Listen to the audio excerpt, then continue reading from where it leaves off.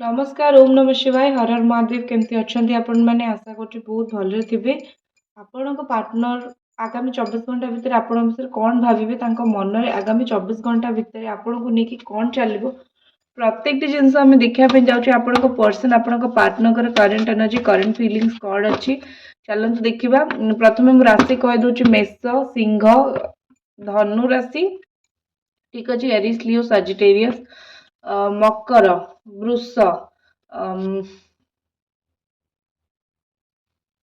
कन्या राशि कर्कट मीन बिछा राशि ये राशि गुड़िक आसुची कुंभ राशि बहुत स्ट्रॉन्ग आसुची प्रथमे मु कहबी कि अंध पुटुली बांधिला परे तांको आखिरे कोनोसी ना कोनोसी जिंस मु कहबी कि एमती बंधा हेकी रहइबो आपण बहुत चेष्टा कलेनी तांको जो जिंस से बुझी पारु नाहंती जो जिंस तांको बुझा पड़ुनी से प्रत्येक जिनस बुझेवाकू हेले कोठी ना कोठी आगामी 8-9 घंटा भितर मु देखिबी कि से बुझीबेनी बहुत किसी जिनस बुझीबेनी रियलाइज करें कौन भूल करुँच कौटी भूल रही निजर से जिनस को निजर रियलाइजेशन को निजर भूल कथबार्ता को कोटी ना कोटी आपण पार्टनर ठीक भाभी बसवे तो निजर भूलटा रियलाइज न करवा मत ये बहुत स्ट्रांगली देखा जाउची लगुच कि कौन सी कथबार्ता कौन सी व्यवहार कौन सी जिनस से बहुत स्ट्रांग इन्फ्लुएंस होके अच्छी किए तांको एमती किसी गोटे स्ट्रांग इन्फ्लुएंस करियाडू साडू किसी कहीकि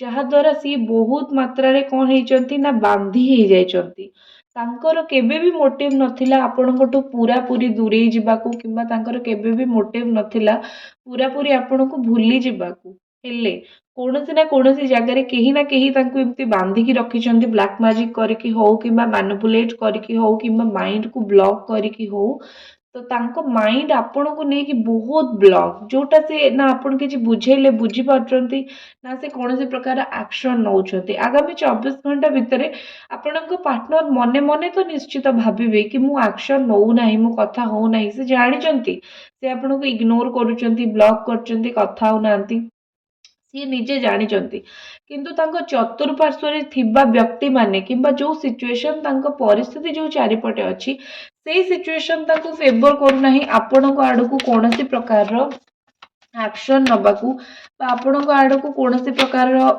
मुझे कि कथा कहवाकू ठीक अच्छे देखो slow down process slow down हो जाऊँगी आइदर बेले बेले एक्शन नौकरी पूरा बंद कर दौरान नहले एत स्लो एक्शन नौकन जे आपण कोठी ना कोठी भावुंट कि से तो किसी एक्शन ही नौ ना एते स्लो तांकर एक्शन एते स्लो तांकर थिंकिंग किंबा एते स्लो से भावुंट एमती भावना बा एमती चिंताधारा तो कोठी ना कोठी लगुच कि आपण पार्टनर कर जो थिंकिंग टा सेटा आपण थिंकिंग बहुत दिन है मैच करूना आपण किसी कहते से किसी बुझुंट यही गुण जो लुचिकी रहा कथा नहबा जिनस को लुचेबा जिनस को हाइड करके रखा यही सब गुण जो आप बहुत फ्रस्ट्रेटेड भी हो गले जो गोटे कथा नहबा परिस्थिति चुप रहा जिनस को स्लो डाउन करदे यही सब गुण भी बहुत खराब यही सब गुण सकाशे भी आप दुई जन भितर बहुत नेगेटिविटी बेसी बढ़ी जाऊँगी तो से कोट ना कोटी लगुच कि आपण दुई जन भितर ये ब्यारियर टा भांगा निहाती दरकार मु कहीदे कि केबे आपण पार्टनर स्लो डाउन हेबे नाही केबे स्ट्रॉन्ग एक्शन नेबे केबे भाबीबे केबे आपनको कथा प्रॉपर्ली चिंता करिवे एम्परर बारंबार सेही चुप रहिबार कार्ड देखो से दादी तांको परिवार रे काहा को डरुचंती स्पेशली निज बापा को डरुचंती किबा मु कहि परबी से घरर बड़ पुओ बड़ झियो one of the head person one of the head personality जी घरर किछि किछि डिसीजन नौचंती बा जहां को हाथ रे किछि किछि डिसीजन नबा अछि आपण पार्टनर जदि जड़े से भाया लोक गोटे घर कि गोटे से भाया मनीष ताहले से बहुत किसी परिस्थिति को देखिए चुप रही जाउछंती हेले से डिसाइड करिसंती 6 ରୁ 7 दिन भितर आपण सहित निश्चित कथा हेबे तांको मन रे आसुची कि कथा हेबी तापर देखिबा जहा हबो कारण निजे चिंता करंतु कि आपण जे पर्यंत कथा न हेबे ना से पर्यंत किछि हेई परबनी मने मने खाली भाबी के रहले किछि हबनी तो कोट ना कोटी पार्टनर भाभी कि कथा हो देखिबा जहा हबो चिंता करिबा तापर जहा हबो ଆଗ କଥାବାର୍ତ୍ତା ହେଇଯାଏ। ତ ଏଇ ଟାଇପ୍ର ଚିନ୍ତାଧାରା, ଏଇ ଟାଇପ୍ର ଥିଙ୍କିଂ କୋଉଠି ନା କୋଉଠି ଆପଣଙ୍କ ପାର୍ଟନରଙ୍କ ମନରେ ଅଛି, କୋଉଠି ନା କୋଉଠି ସେ ଆପଣଙ୍କ ସେ ଭାବୁଛନ୍ତି, ଲାଗୁଛି ତାଙ୍କ ମାଇଣ୍ଡରେ ଅଛି। ତ ଏମିତିକା ପରିସ୍ଥିତି, ଏମିତିକା ସିଚୁଏସନ୍ ଡେଫିନେଟଲି ଏଠି ଅଛି ବା ଏଠି ରହିବାର ମୋତେ ଷ୍ଟ୍ରଙ୍ଗଲି ଲାଗୁଛି।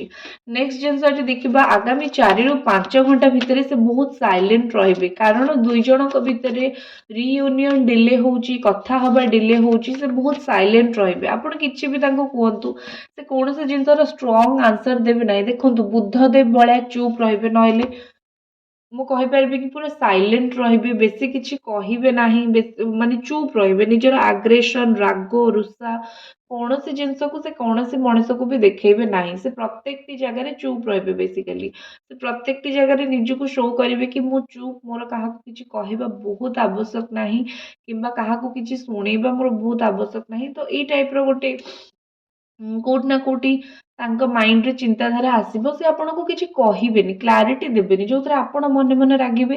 କିନ୍ତୁ ଯଦି ସେ କ୍ଲାରିଟି ଦେବେନି, ଯଦି ସେ ଚୁପ୍ ରହୁଛନ୍ତି, ଏବେ ବି କଥା ହଉନାହାନ୍ତି, ତା ମାନେ ନୁହେଁ ଯେ ସେ ଇଣ୍ଟରେଷ୍ଟେଡ ନୁହନ୍ତି।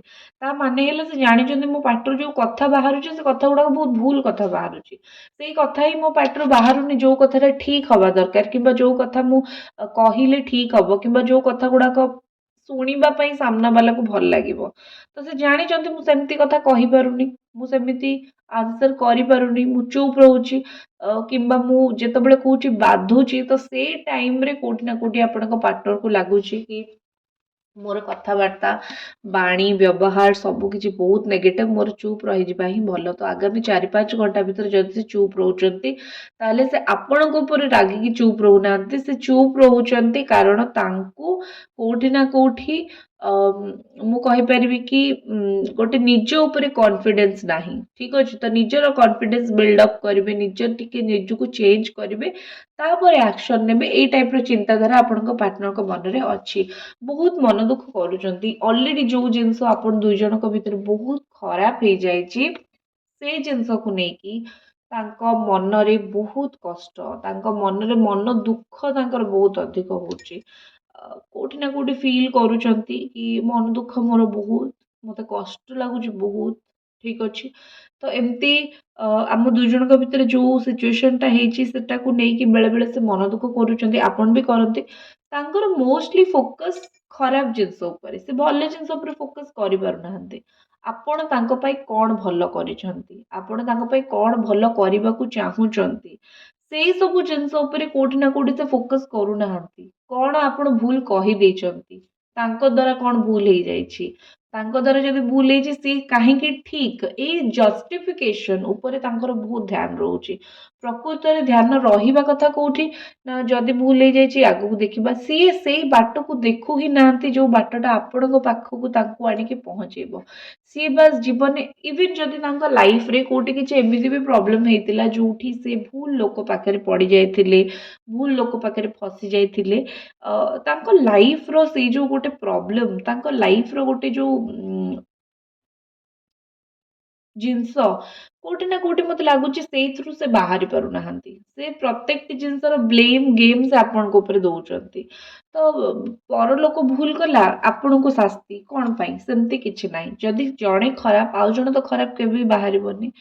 ଆଉ ଯଦି ଆଉ ଜଣେ କିଏ ତାଙ୍କୁ ହଇରାଣ କରିଛି, ଆପଣ କାହିଁକି ହଇରାଣ କରିବେ? ଆପଣ ତ ସପୋର୍ଟ ସିଷ୍ଟମ। ତ ଏଇ ସବୁ ଜିନିଷ କୋଉଠି ନା କୋଉଠି ଆପଣଙ୍କ ପାର୍ଟନରକୁ ବୁଝିବାକୁ, କୋଉଠି ନା କୋଉଠି ଆପଣଙ୍କ ପାର୍ଟନରକୁ ଜାଣିବାକୁ ହିଁ ବହୁତ ସମୟ ଲାଗିଯାଉଛି। ସେଥିପାଇଁ ସେ ଆପଣଙ୍କ ସହିତ ଓପନ ହେଇପାରୁନାହାନ୍ତି। ଗୋଟେ ମାଇଣ୍ଡ ତାଙ୍କର ବହୁତ ବ୍ଲାକ୍ ହେଇଗଲାଣି, ଯୋଉ କୁହନ୍ତି ନା କି ମଣିଷ ପୁରା ନେଗେଟିଭ ହେଇଯାଉଛି। ତ ଏଇ ସବୁ ଥଟରେ ସେ ରହି ରହିକି ନିଜକୁ ବହୁତ ନେଗେଟିଭ କରିସାରିଲେଣି, ଇଭେନ ସେ ବହୁତ ନେଗେଟିଭ ହେଇ ବି ସାରିଲେଣି।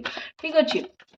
ନେକ୍ସଟ ଜିନିଷ ମୁଁ ଯଦି କହିବି, 5 ଅଫ୍ କପ୍ସ ମନ ଦୁଃଖର କାର୍ଡ, ଆପଣଙ୍କୁ ମିସ୍ କରିବାର କାର୍ଡ, ଆପଣଙ୍କୁ ବହୁତ ଅଧିକ ମନେ ପକାଉଛନ୍ତି। ଦେଖନ୍ତୁ, ମାଇଣ୍ଡର କାର୍ଡ ଏଗେନ୍ ଆସୁଛି। ମାଇଣ୍ଡ ଆଣ୍ଡ ଇନର ଭଏସ୍, ଯେମିତି ତାଙ୍କୁ ତାଙ୍କ ମନ କିଛି ଗୋଟେ ଇନର ଭଏସ୍ ତାଙ୍କୁ କିଛି କହିବାକୁ ଚାହୁଁଛି। ଅନ୍ତରାତ୍ମା, ମନ ପୁରା ମୁହଁ ଦୁଃଖ, ମୁହଁ ଶୁଖେଇକି ବସିଛନ୍ତି। ମାନେ ତାଙ୍କ ମନ ଯେମିତି ତାଙ୍କୁ କହୁଛି ଯାହା ସବୁ ହେଇଗଲା ହେଇଗଲା, ଆଉ କଣ କରିବା। ମନ ପଜିଟିଭ କଥା କହୁନି, ମନ କହୁନି କି ତାଙ୍କ ମାଇଣ୍ଡରେ ଏଇ ଜିନିଷ ଆସୁନି କି ଲେଟ୍ ଇଟ୍ ଗୋ, ଯାହା ହେଲା ଛାଡି ଦିଅ, ସମ୍ପର୍କ ଆଗକୁ ବଢେଇବା। ମାଇଣ୍ଡରେ କ'ଣ ଆସୁଛି କି ଏଇ ଜିନିଷ ହେଇଯାଇଛି, ସେ ତ ଖରାପ ଭାବି ନେଇଛି, ମୁଁ ତ ତା ବିଷୟରେ ଖରାପ ଭାବି ନେଇଛି, କ'ଣ ଏବେ ହେଇପାରିବ। ତ ସେମିତି ଗୋଟେ ନିଜ ମନର ଗୋଟେ ଇନର ଭଏସ୍, ନିଜର ମନ କଥା, ଆଉ ଗୋଟେ କୁହନ୍ତି ଇମୋସନାଲ ଅନଷ୍ଟେବିଲିଟି, ମାନେ ଗୋଟେ ମଣିଷ ସିଏ ଯେତେବେଳେ ବି ପାରିବେ କାନ୍ଦିଦେବେ, ଯେତେବେଳେ ବି ପାରିବେ ମନ ଦୁଃଖ ହେଇଯିବ, ଯେତେବେଳେ ବି ମାନେ ତାଙ୍କର ମୁଡ୍ ବହୁତ ସୁଇଙ୍ଗ ହୁଏ। ଠିକ୍ ଅଛି, ସେ କେତେବେଳେ ଖୁସି, କେତେବେଳେ ରାଗି, କେତେବେଳେ ମନ ଦୁଃଖ, ମୁଡ୍ ସୁଇଙ୍ଗ ବହୁତ ମାତ୍ରାରେ ତାଙ୍କର ହଉଛି ଆଜିକାଲି। ଓନ୍ଲି ରିଜନ୍ ଗୋଟିଏ ହିଁ କାରଣ, ଦ୍ୟାଟ୍ ଇଜ୍ ୟୁ, ଆପଣ। ଠିକ୍ ଅଛି, ଆପଣ ମୁଡ୍ ସୁଇଙ୍ଗ ହଉଛି, ଆଉ ସେଥିପାଇଁ ହିଁ କୋଉଠି ନା କୋଉଠି ସେ ଆପଣଙ୍କ ସହିତ କଥା ହଉନାହାନ୍ତି ବୋଲି ଆହୁରି ତାଙ୍କୁ ଖରାପ ଲାଗୁଛି। ତ ଏଇ ସବୁ ବହୁତ ଗୋଟେ ଡିପ୍ରେସିଂ ସିଚୁଏସନ ଦେଇକି ଆପଣଙ୍କ ପାର୍ଟନର କୋଉଠି ନା କୋଉଠି ଗତି କରୁଛନ୍ତି। ଦେଖନ୍ତୁ, ମୋର ହ୍ୱାଟ୍ସଆପ୍ ନମ୍ବର ଅଛି, ଯଦି ଆପଣଙ୍କ ମନରେ ପ୍ରଶ୍ନ କିଛି ଅଛି, ମୋର ହ୍ୱାଟ୍ସଆପ୍ ନମ୍ବର ଅଛି, ଆପଣ ପଚାରିପାରିବେ।